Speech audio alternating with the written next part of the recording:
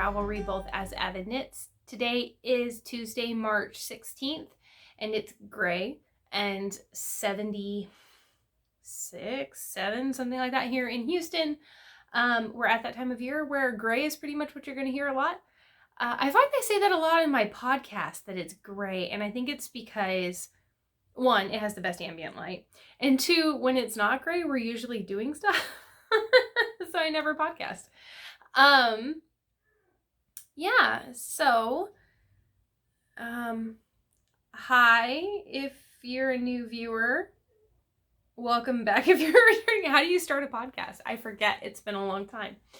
It wasn't supposed to be a long time. It was supposed to be 2 weeks. But best laid plans of, mice and whatever. Yeah, so hi, how are you? I'm sure it hasn't been that long. I'm pretty sure I'm going to look at the dates on this and be like, oh god, it was like a month, big deal, but it feels like forever. It's been less than a month, right? Like, we talked about the winter storm last time, right? I should really start looking at my previous episodes.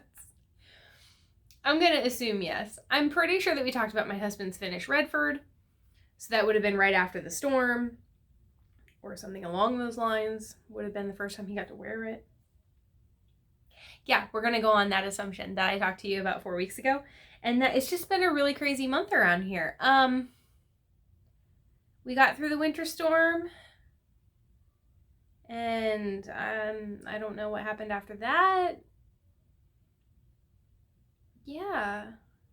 We were back in the swing and everything was fine. And then my husband was laid off in October. And his company was very clear that the moment that we pick back up, that you're going to be one of the first ones we rehire, and they were true to their word. He and one other gentleman received a phone call, and so he started back at work yesterday. What do stay-at-home homeschooling moms do while they're waiting for their husbands to come home? Because I forgot. I forgot what to do during the day. So yeah, I'm kind of bored, and I am, fortunately for me, maybe unfortunately for you who have to hear about it, one of those really annoying people who could literally spend every second of every day with my husband and never get tired. Like, we do really well together. So I'm kind of sad, I'm kind of mopey. It kind of sucks. But he is back to work, and he is on overtime. He's on some long days. They're working 6 a.m. to 5:30 p.m. right now, which is rough at the best of times and is pretty terrible when you haven't done it for half a year, So I'm not gonna lie to you, he's sucking a little bit. He came home last night and ate and was like, do you mind if I just go to bed? He didn't even have to go in at 6 yesterday, but he told me he went in at 8:30 to do his re-entry paperwork, because they treat you as a new hire. Anyway, so he went in to do his re-entry paperwork, and he called me at lunch, so like 3 hours later, and he was like, my feet hurt and my back hurts and concrete sucks and I don't want to do this. So that was funny. But he is back at work. We're very happy that that's going on. It was really, really great to have him home. I'm super aware of how extraordinarily privileged we are. That was such a boon for us as opposed to a hardship. So for any of you whose spouse or yourself who were laid off and your income has been impacted by that, like my heart goes out to you. Like, I know what that's like. If you had told me before I met my husband now, if you had told me 7 years ago that I would one day be so financially secure that a half a year off of work would be tight but not undoable, I would have laughed in your face. I would have never been able to imagine that. He's one of 5, and his dad, they came from Mexico, and they came with almost nothing, and they raised 5 kids. And so that was very tight for them, and my childhood was definitely not any better. It's probably worse. We struggled financially a lot. And then my first husband and I also, a lot of debt. And just day-to-day bills, you know. He was military. We were very, very fortunate to have such a steady paycheck and the medical benefits. I can't imagine having tried to have done that as a civilian, or having children as a civilian without the medical safety net. And y'all, it's some hard times right now. And I, like most people here, we'll get to the podcast, I swear. If you don't want to listen to this, you just go right on, whatever. You know, I, like a lot of people, I'm tired. You know, we're hitting the anniversary, and it's starting to really, you know, this was supposed to be 2 weeks, 2 months, whatever. It was supposed to be kicked within 6 months, guaranteed. And promises made during this time have not necessarily been promises kept in a lot of ways. And yeah, you know, I'm like you. I'm tired. I'm tired of saying I miss you. I'm tired of wishing things would open. I'm tired of adjusting to the new normal, especially since the new normal didn't have to be the way that it is. And I'm tired of hearing people say that this isn't the new normal and that we should just go back to doing things the way that we were doing them. And it's like, well, we're not doing things the way that we were doing them, and we're still millions of people down on the planet. What if we had stayed open? Like, that number would have been astronomical. Can you imagine? Oh my gosh. And it's so frustrating that there are still people who willfully don't want to see that, you know. And it's not that they can't see that. The evidence is right in front of them. They can see that. They don't want to hear it. And so they just say that. It's like, if I can't see you, you can't see me. That's exactly what it is. And it's just as effective. Cheers, y'all. There's no liquor in it yet, but I'm tempted to pause it and go get some. So yeah, have a cup of coffee, have a drink, a bath, or don't do any of that. Don't do any of that. Get on your bike and go ride. Take a bike ride. Go do something you haven't done for 15 years. Go. You know, I think we're so stressed with rest, and everybody is stressing so much rest and take time. And I don't know about you guys. I don't do well with rest. Rest when needed. Yes, absolutely. But I'm very much a doer. And if I can't go, that is so much more stressful to me than just being like, just go away and go find something to do. Or going out to not go to the gym. We've all discussed this. I hate the gym. But to go sweat, go work out, go take a walk. Like, don't look in your area. Look for nature trails in your area, and man, go get lost in the woods for 5 hours or something. Just take a day, and no responsibilities. Allow yourself the ability to have an afternoon. Okay, I'm gonna do school, I'm gonna do errands, I'm gonna do whatever, and at noon I'm done. I'm gonna have lunch, and I am free, and I will not spend time in my house. And if you can do that, like, I highly recommend that. What's her name? Oh, I was thinking about it while I was making my coffee. She just put it up today. Oh, it's the worst. Hohi Locatelli posted up a picture today of herself and had said something about not being on her feed and thought she would drop in, and thank you for everybody who was talking about her and thinking about her and asking her how she's doing. And she said something that I thought was so profound and so simple, and so it resonated with me so much. And it said, if you don't see me online, if I'm not answering your text messages, if it's taking me weeks to get back to your email, that's when you know I'm doing okay. Because she said that when she is constantly online and up to date with social media and checking her email, she's attached to this electronic right here, and it never goes any farther than that. And when she puts that down and she starts to realize that there's so much more to life than catching up with the internet. And this is why I don't really feel bad about taking time away from the podcast. I know you guys understand. I know we're all struggling right now, but while there's camaraderie in struggling together and acknowledging one another's struggles and being there for one another, I think too that there's an expectation that things will be different in this world on our phones. And our world on our phones, in my opinion, ends up being either a very curated, very focused form of life, maybe because we don't have control of that over our lives all the time, and this is what we want to project and how we're trying to get through. That's our coping mechanism. I think that the social media shows you so much about coping mechanisms for people. There are some of us who are just flat out transparent, like, this sucks. I'm here for you if you need it. Like, please reach out, you know.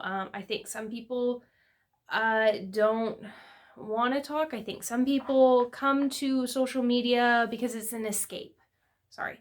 And I think that shows you a lot, not only about how people deal with trauma and grief and depression, but also how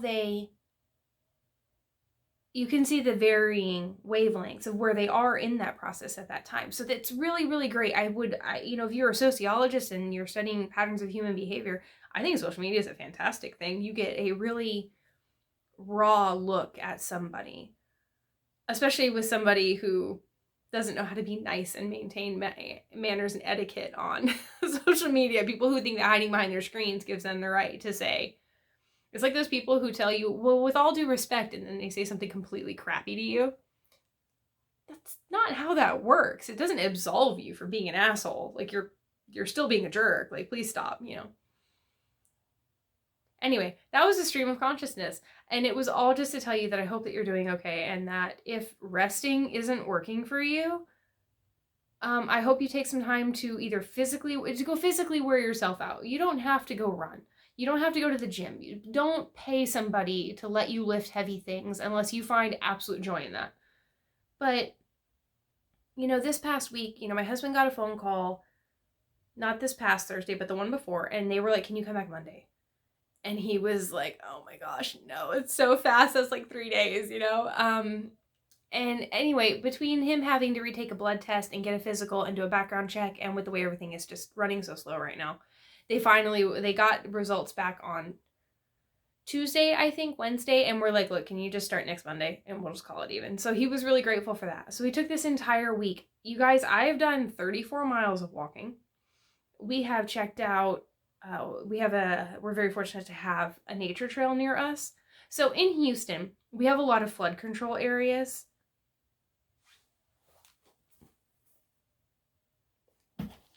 Oh my God, I had a panic moment that for some reason this wasn't recording, even though I checked. Anyway, I'm sorry. In Houston, we have a lot of flood control areas. And basically what that is ditches or ravines or occurring streams that are constantly funneling water down. When they're not flooded, they're just wooded land. But you don't want to build anything because it floods, right? So a lot of these end up being kind of no man areas, no man zones. And so there was a group of bikers who got together and asked the city, like, can we cut some trails, and, you know, would you guys go along with this? And they did. So it is kept up by a Facebook group. Anybody can be part of it. They got the permits for it. And so they do mountain bike trails. So there are a couple of sections, a couple of trails that have the big jumps and like the 11-foot drops, and like there's some of those. And then there's like little bunny trails, you know, they've got routes and it's a wooded ride. And there might be one or two things that, you know, either if you don't know how to hop your bike over it, or if you're a little nervous, you might want to walk your bike down it, but it's not a big thing. And yeah, we've been doing that, and we walk them, and my husband and his brother, they ride them all the time. You know, they're supermen. They do the big drops and stuff. But my 9-year-old has been begging to be able to go, and he's not the most coordinated, I guess, is the word that I want to use. He's not super situationally aware all the time, which makes me really nervous as a parent, because sometimes he's just like, I forgot to turn, and he's like he's like on his way to falling into a pond, you know? And, so we've been kind of nervous about, like, he's been really, I want to do the trails, and like, we want to take him, but I also don't want this to be a bad experience, because then my kid will be like, I'm never getting on that bike again. Don't want that. So we finally took him. And you guys, he had a blast. Oh, he had a blast. We were doing 5 and 7 miles a day. He's doing the bunny trails. He's gotten really good over routes. And our second time that we went out, my husband took him down one of the grown-up trails. We call them grown-up trails. They're all adult trails. It's just for different skill levels. So the grown-up trails are the ones that my husband does, with the big drops and the big jumps. And they have one where you follow the trail, you come up around, it takes up to the top of a hill. And this hill is probably 15 feet high. And it comes down, and then as you hit the bottom, there is a table ramp. So a table ramp is where you, it has a wooden board or wooden ramp where you go up, and then there's a table, and then it has one on the other side down. And Onesimo, we had Hector's bike, so it's a little bike. He's not even on a 24-inch. I think he's on like a 20 or something like that. It's a little kid's bike. It's the one you give your kids after they're done with their training wheels, but before they're, I don't know how to describe it. There's like the little kid bike and then the big kid bike and then the grown-ups, right? My husband's on this bike. So he looks like a clown on this tiny little bike. And he's like, I'm going to try it. Whatever, man.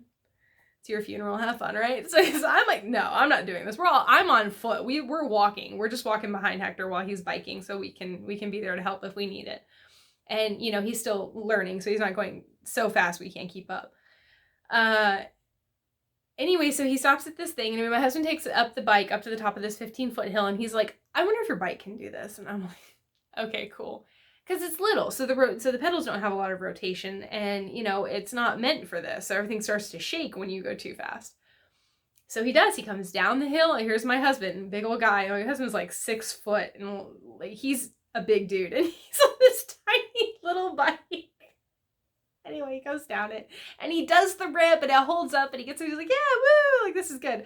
But he's at the top of the hill, and as soon as he starts to go, his foot slips. So then you can see the, oh no, look of like, he had to commit. I wish I had a camera. It was fantastic. Anyway, so he did it or whatever. And then a lady passed by with her dog, and then Hector was like, the next thing I knew, Hector was walking towards me. I'm standing at the foot of this hill. The trail continues on in the opposite direction. And Hector's walking towards me with his bike. I'm like, buddy, what you doing? He's like, I'm going to do it. I was like, you're going to do what? He's like, the ramp. I'm going to do it. I got this. I was like, all right.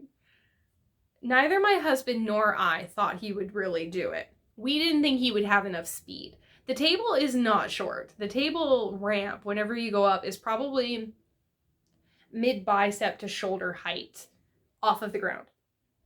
And my husband's 6 foot, like I said, so he's taller than I am. So to me, that's like here.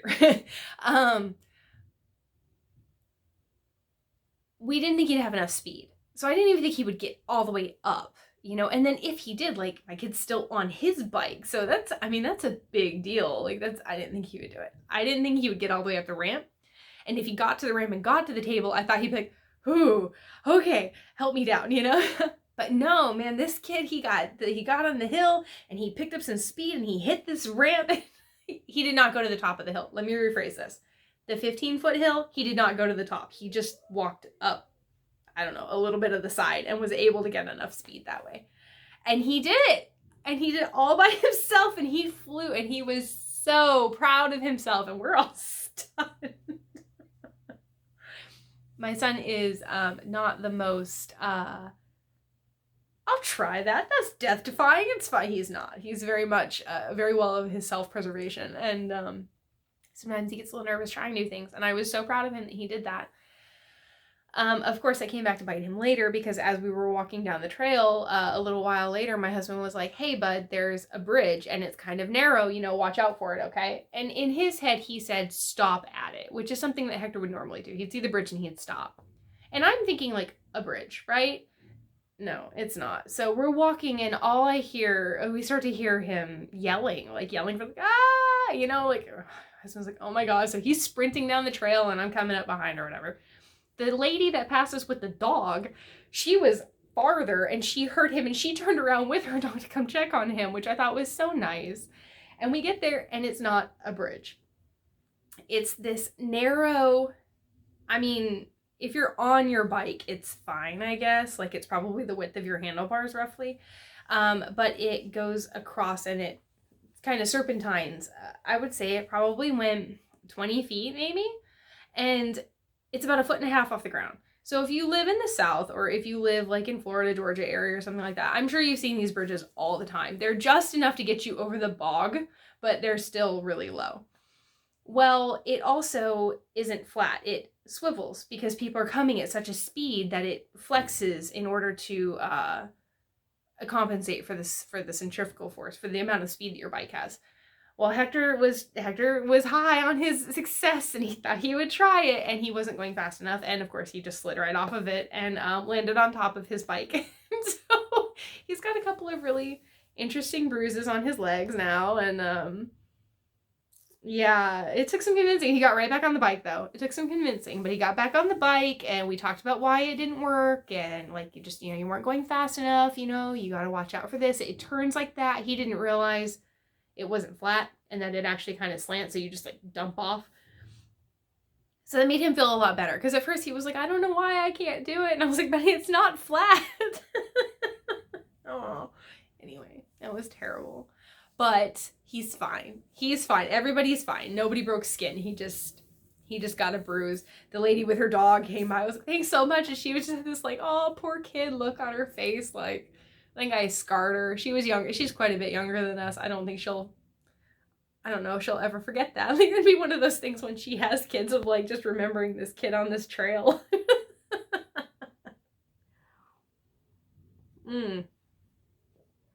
Anyway, it's nice to chat with you guys. I've missed you.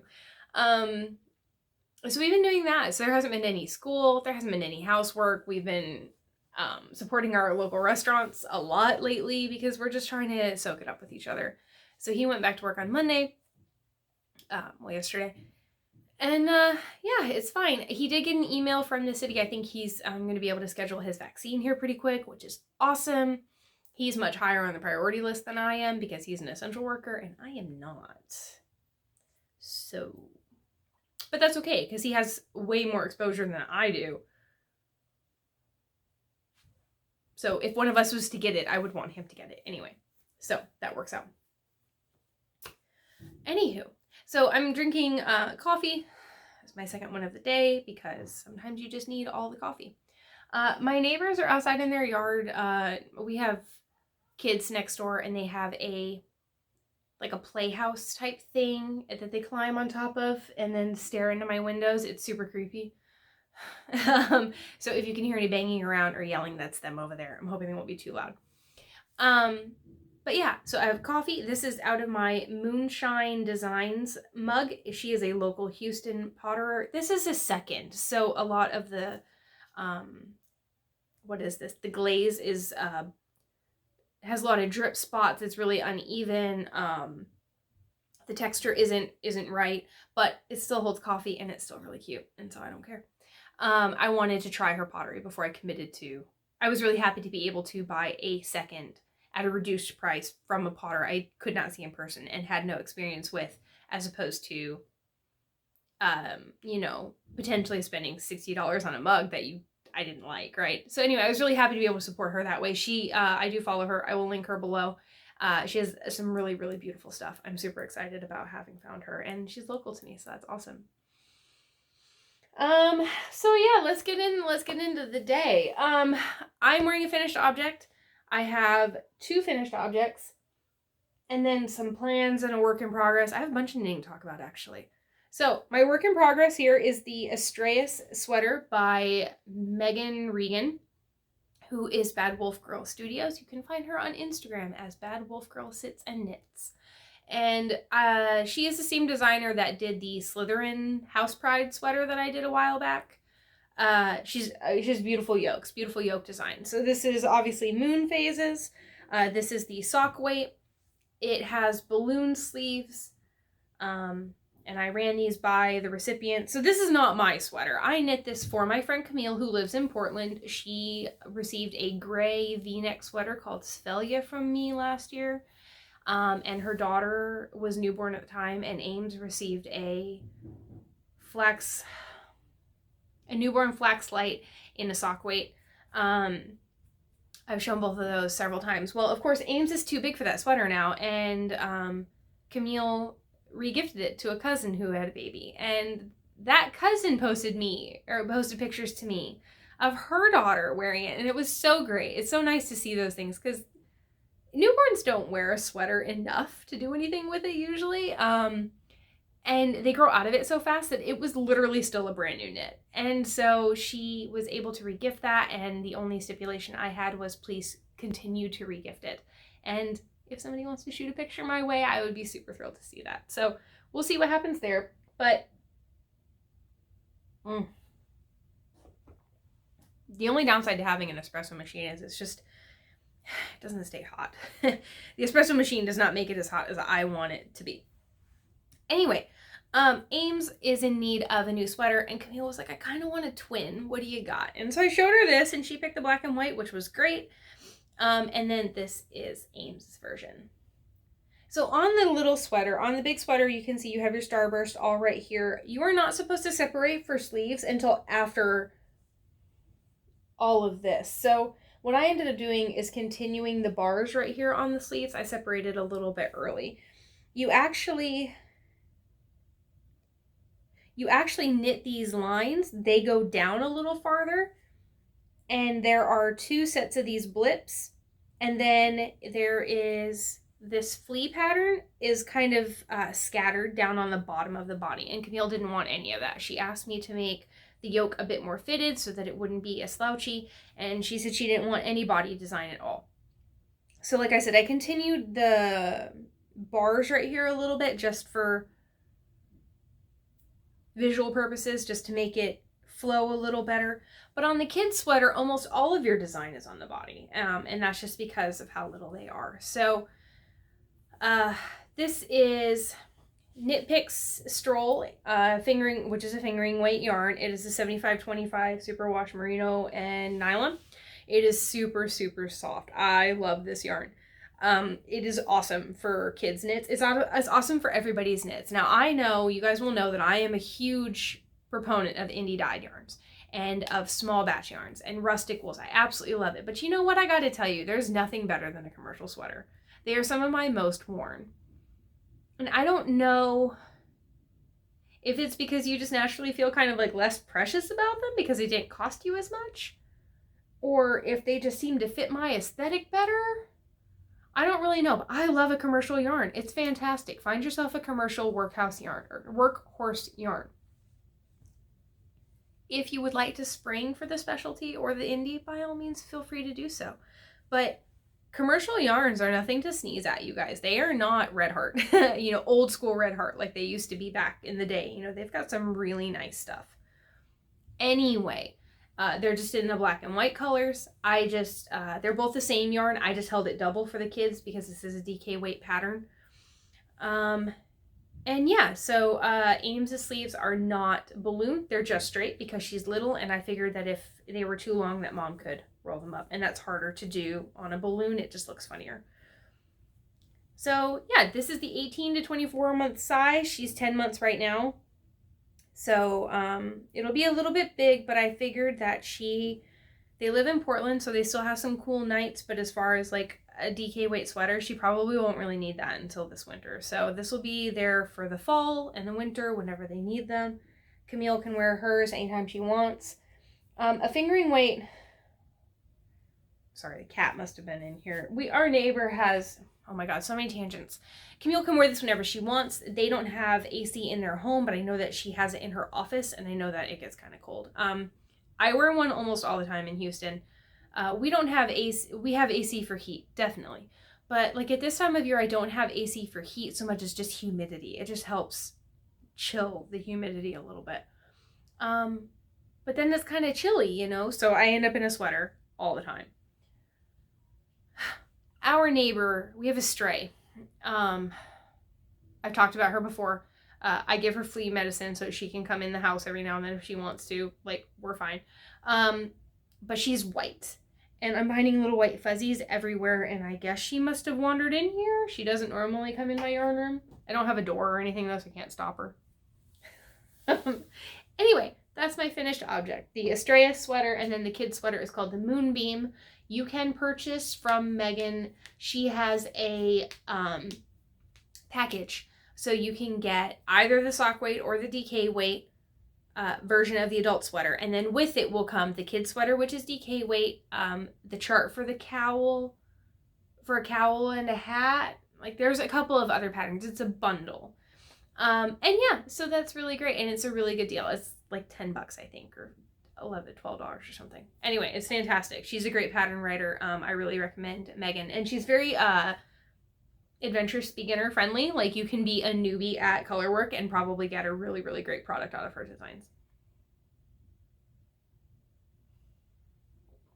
Plus, she has super cute stuff. So she has like a unicorn one that she did, and she's got, like I said, she's got, if you're into the Harry Potter thing, she has a bunch of that kind of stuff. She's super into Harry Potter.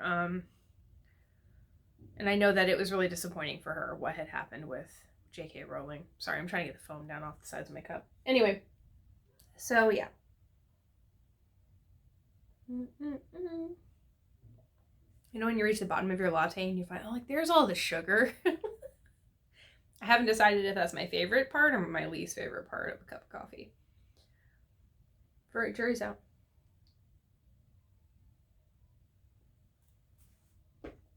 All right. My first work in progress is a hack, actually. And it is made out of aforementioned commercial yarn. It is made out of Sandnes Garn in their Babyull, which is their Lanett Babyull, which is lamb's wool.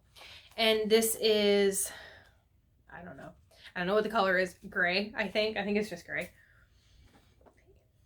It is a gray. I don't know if that's the name of it.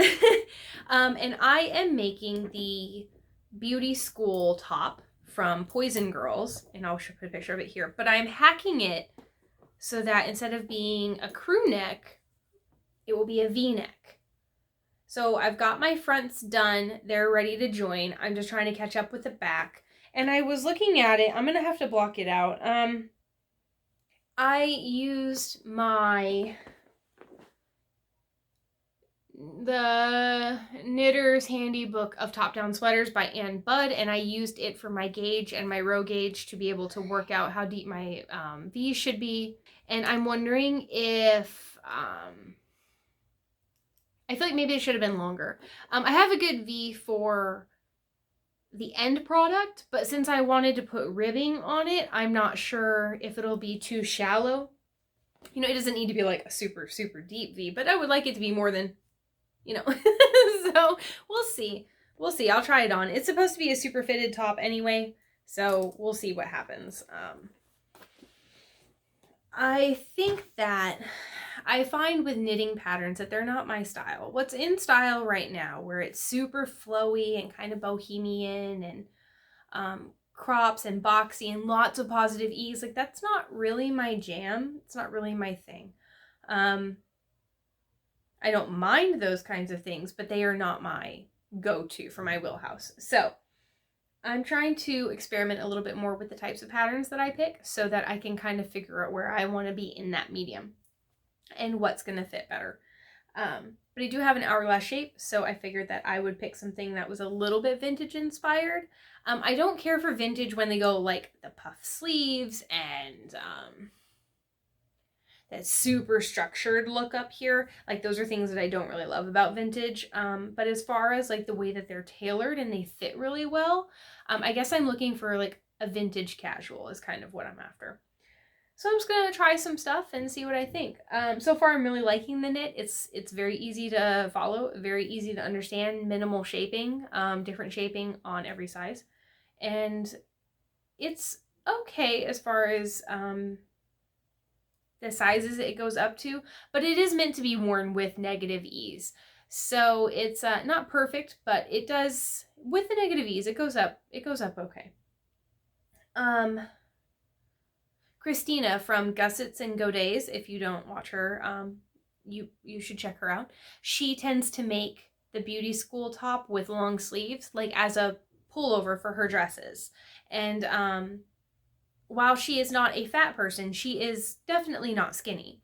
And she is very curvaceous. And so it looks really, really cute on her. I was hoping that it would look cute on me. So I was happy to see somebody other than the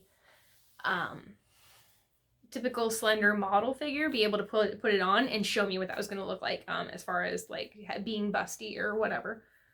I'm sorry, they climb on the tops and on the edges, And it's always that parent fear of like, you know, if you tip too far this way and you fall, you're going to crack your skull on the fence. And it's fine. It's fine. Like, I mean, I'm not trying to be ugly, but they're not my kids. Like, hopefully somebody over there is watching. Makes me nervous. Let's see. So that's that. I have, part of a collar. I have done the ribbing for the collar of my next sweater, which is going to be the Ray. I can't remember the designer's name. I'll put it here. And I'll put a picture of the sweater. It's just a plain stripy sweater with a yoke construction. And I'm just going to knit it out of black with this rose gold color as my contrast. So this is Hedgehog Fibers, and this is Ottoman Indigo. And I'll talk about both of those more when I get a little bit more going. Anybody who's been watching the podcast for a while will know that it's really, really odd for me to have more than 2 whips at one time. Usually one is mine and one is a sample. But I'm not really sample knitting yet, and that's fine. It's not a big deal. It's giving me time to catch up on some other stuff. But I'm also at this point where, like, I want to knit on stuff. I want to be knitting. But then I'm knitting and I'm not fulfilled with it. And I'm just kind of looking at other things. Or I start scrolling on my phone, or like I just find myself zoning out and staring off into space. And I don't know. I get like that. It's fine. It'll go away. So something I did do the other day is pull out a couple of my finished objects that I just don't wear. Things that I really like, love the process of, really enjoy, and I just don't find them in my wardrobe. And here's why. The first thing I pulled out is my Spector. Okay, I knit a sample of this for Julie of Sweet Sparrow, and hers was a little oversized on me, and it was amazing. I absolutely fell in love with it, and I was like, I have to have one. So I made myself one. And I used Sweet Sparrow yarns, 6 and 7 fiber, and then a couple of club colors from Olann. And when I got to the bottom, I really didn't get to use this color very much. I basically just used this for the ribbing. Well, then what happened is that it just ended up being a little short. And I just don't reach for it as often as I thought I would. I thought that I would reach for this sweater all the time. And for some reason, I just don't. So I finally broke down and I cut out the ribbing. Not cut out the ribbing. I undid the ribbing. I do a sewn tubular bind off on all of my sweaters. But this is single ply. So getting that out was a nightmare. So I finally just snipped it and unraveled and got to a point where it was coming apart nicely, and I trashed the rest of it. I threw away quite a bit of yarn. I'm not going to lie to you. But I have 3/4 minimum of the skein of this left over. It'll be fine. I'm going to re-knit the 2 inches of ribbing as plain stockinette. And then I'm going to reevaluate it. And I might just throw ribbing back on. So I'm going to extend this by about 3 or 4 inches. And then I think I'll wear it a lot more once that happens. It's absolutely beautiful. There's no reason it should sit there and languish in my drawer over something as silly as length. I did another top, the same thing. And this one's a little more recent, and it's on some other stuff. So hold on a second while I figure out where I'm at. I kind of roll my projects back up so that I can be like, okay, here's where you were. When I did this, though, when I was taking it out, I accidentally ripped into the short rows on one side. So one of them is ready to go, and then the other side I have to go back and kind of redo.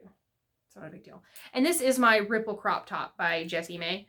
When I knit this, I thought I knew better than the pattern, and so I extended the armholes in the front, not realizing that the back does this thing where I'm sorry, I know this is a pain. It curves over to give you your shoulder. So your shoulder isn't here on the top of your shoulder, it's actually on the front. And what that does is it causes the front of your shirt to lift up a little bit. And so I didn't really care for it to do that. I wanted it to sit more flat. So I thought that if I extended this part, that would do better. But then what that did is it ended up with a V, like literally in between. You know that cute little area they like to put bows on in your bra? My V is basically right there. Now, I'm not a particularly modest person. I don't really care about cleavage. That doesn't bother me necessarily. But it's one of those shirts that anytime you move, it's almost like you're going to fall. Like you're literally falling out of it. And that's... I want to be able to wear it like with like maybe an undershirt underneath it, or like even just on its own. I just want to be able to wear it, and I don't want to have to wear a ton of stuff under it. That's really what it is. I don't want to have to wear a shirt to cover up my cleavage, to have my thing. I don't want that. I just want to be able to wear the shirt as a V-neck. And so if it's a little cropped, I'm more likely to wear it than I will the way it stands. Does that make sense? I'm more likely to wear it if it's a little cropped than I am if I have to wear 5 layers underneath it in order to make it wearable. Like just for any type of decency's sake. Anyway. So, you know, you wear what you want to wear. Have that. The V is way too low for my personal taste. And it doesn't have enough structure to hold it there. So anytime that you move, the whole thing just kind of... That's what knit fabric does, right? It just kind of like moves with you. And since it's ribbing, it just moves. It has no structure to it, really. Which makes it super comfortable, by the way. It's a very comfortable shirt. I'm just going to alter it just a little bit to bring it up so that I can wear it more often. And you guys, that's it. I found a giant hole in a pair of socks, one of my nomadic yarn socks. So I was really sad to see that. It's, along the side of the foot. I have a giant hole. I don't know where it came from. I don't know what happened. So I need to figure out if I'm going to darn that or if I'm going to rip them out and reknit. I can't reknit it. I don't have any yarn left. So I guess I'm going to darn it, huh? Gotta figure out how to do that. I'll get around to that later. I have an entire box over here that you can't see that probably has 6 or 7 different pairs of socks in it. A lot of them just need to be ripped. The toes need to be ripped back and then reknit. And I just can't be bothered. I don't know. So yeah. Before I go, I did want to share one thing with you guys. And I saw this...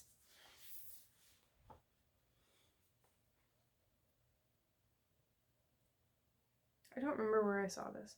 But I know that there's a knit along or a make along going on.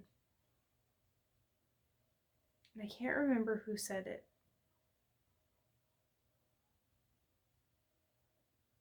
I will go through my podcast. It was a relatively new to me podcast. That's why I don't remember who it was. I'm going to go through my podcast and I will... Sandy by the Lakeside, talks about a podcast she follows that I don't watch. I guess I'll look it up. Who is doing a make-along based on this book. And I was so intrigued by listening to her talk about the book that I looked it up. And I really loved what I saw and what I heard, and so I purchased myself one, and it is one of the absolute most enchanting purchases I think I've ever made in my life. And that book is this one, and it's called The Lost Words. And it's by Robert MacFarlane and Jackie Morris. And the back of it says, when the most recent edition of the Oxford Junior Dictionary, widely used in schools around the world, was published, a sharp-eyed reader soon noticed that around 40 common words concerning nature had been dropped. The words were no longer being used enough by children to merit their place in the dictionary. The list of these lost words included acorn, adder, bluebell, dandelion, fern, heron, kingfisher, newt, otter, and willow. And among the words taking their place were attachment, blog, broadband, bullet point, cut and paste, and voicemail.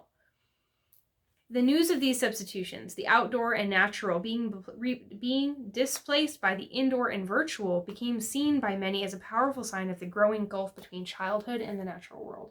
And so they created this book, and this book is a hand-illustrated poetry book for these for 20 of these lost words, and it's absolutely spellbinding.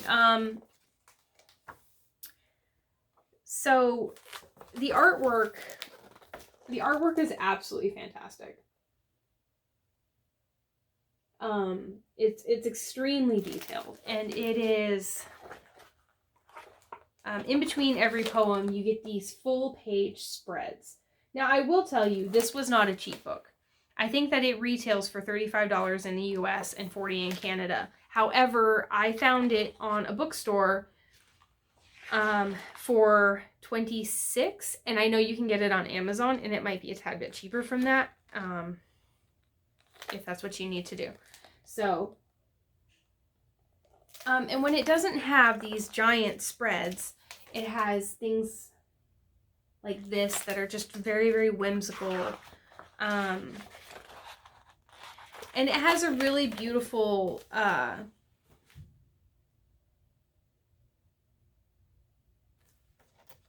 style. All of the poems, or most of the poems, I see. All of the poems are acrostics. So if you'll remember, that means that it has the word written down the side, and then each letter begins a stanza. So you would have, so this one is heron, so Heron, and then it says, here hunts heron, here haunts heron, huge hinged heron, gray winged weapon. And I really love that. I love that use of all of the different ways that the English alphabet can be used to create different sounds and evoke different feelings and nuances. So it says, eked from iron and reeked from blue and beaked with steel, heron statue seeks eel. And it just goes on to talk about the heron and how it hunts and what it looks like, and the different envisions that it brings. The otter one is absolutely fantastic. The otter one is talks a lot about, like, have you ever dreamed of being an otter, and like what would that be like, you know, how would you move in the water, and it's just really, really amazing. But we have magpie and otter and lark, kingfisher, ivy, willow, raven. They're just beautiful, beautiful things in this book, and it's absolutely amazing. So yeah, I just wanted to share that with you, and see if maybe that would inspire some of you. And apparently there's a knit along going on, or a make along. So you pick one of these words and you pick a project that is meaningful to you for that, I guess. And yeah, I'm not going to participate in the make along. I think I'm probably too late. I don't really know. I'll link it below if I can find it. But the book was absolutely yeah, 10 out of 10. I'm so glad that I bought this, and my son adores it. He just thinks it's so pretty. But even if he didn't like it, it would be something I would absolutely just pick up again and again, and it's just really, really lovely. And I think that that's it, guys. So we did all of our chatting up front.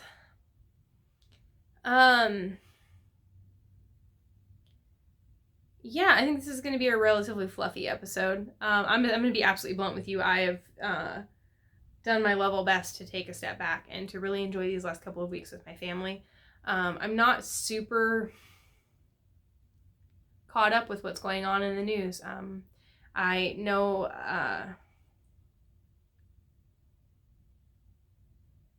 we've had some really, really troubling anniversaries. I know that, is it London? I know somewhere in England they had Sarah Everard. I know about that. But honestly, I've been really trying to do what I can in my own community and with the people who are around me. So we have a neighbor across the street who had some sort of a medical, I don't know, but basically they kind of have like an emergency move out on their house, on trying to get their house ready for sale. So we've been kind of helping out with them just a little bit. My neighbor next door, her daughter, I don't know what she did to her foot, but she messed it up pretty good. And so we've been cooking for them and just being neighborly, I guess, you know, trying to take advantage of the outdoors and see all the different things that make up this life that we seem to live, and how all of those things go together, and, you know, really being in touch with that intersectionality. So I will talk to you guys next time, I guess. I hope everything is going well for you on your end. I'd love to hear about what you're making or what's going on in your life. Please feel free to comment below and share with me what's going on there. I really enjoy talking to you guys. And I think that that's it. So I will talk to you soon, I hope. Yeah. Have a good day. Oh. Flies. My Shelly can pin came in. So instead of his slogan of feel the burn, it's hashtag just feel the burr. Like burr. Anyway, I love a pun. Okay, really. I'll talk to you guys later.